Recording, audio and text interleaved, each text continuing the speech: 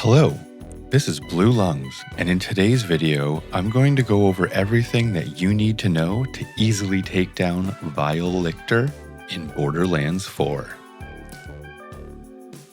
There are two distinct phases in this fight.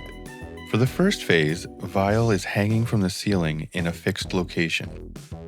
To damage him, you have to shoot Vile's limbs, the ones with the glowing pink light on the palms. You'll notice that for every hand you destroy, it opens up a part of his crit spot, the large pink glowing area above his head. And the more hands you destroy, the larger that crit spot gets. Now once his hands are out of the way, you'll have a short window to damage this area before he covers back up. Once he covers up his large crit spot above his head, there'll be another brief window where his face opens up as a crit spot, and you can also damage that. It's a very short window, but definitely worth your time.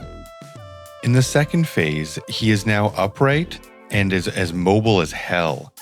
You can damage him anywhere on his head during the second phase, but when his face opens up, that will be his crit spot.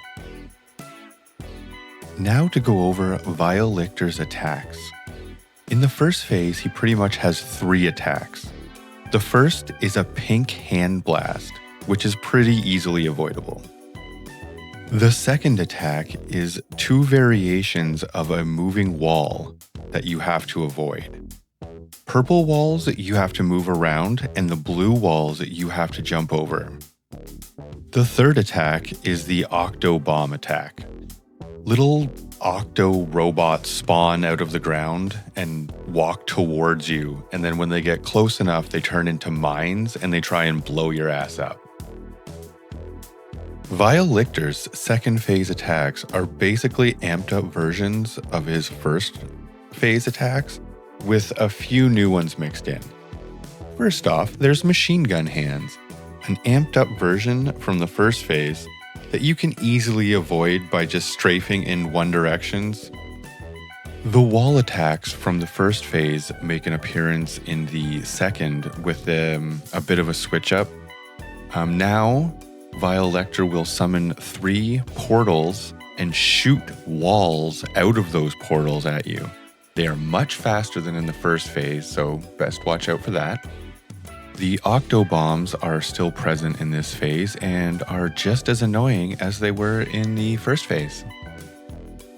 One of the new attacks in the second phase is the 2 giant hands made up of smaller hands attack.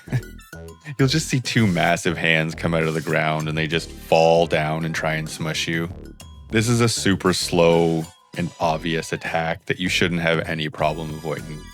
The final new attack in the second phase is the Nuke the Arena attack.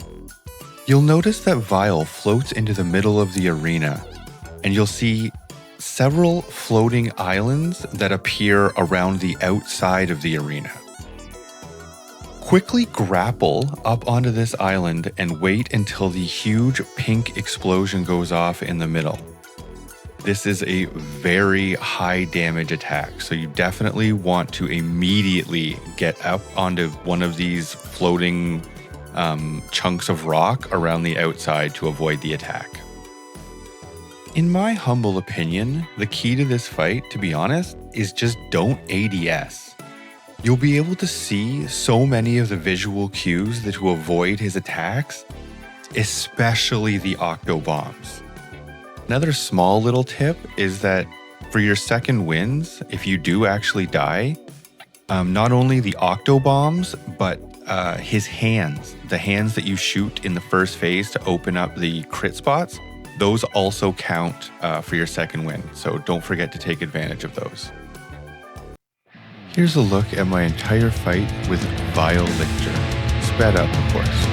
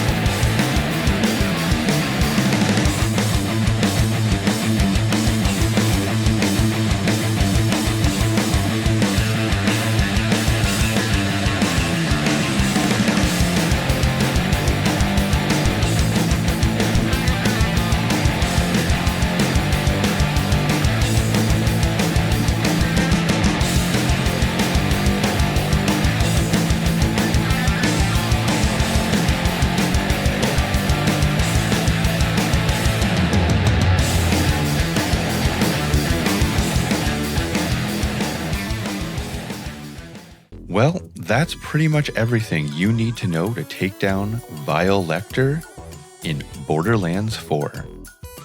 Hopefully you found this video helpful, and as always, this is Blue Lungs. Cheers!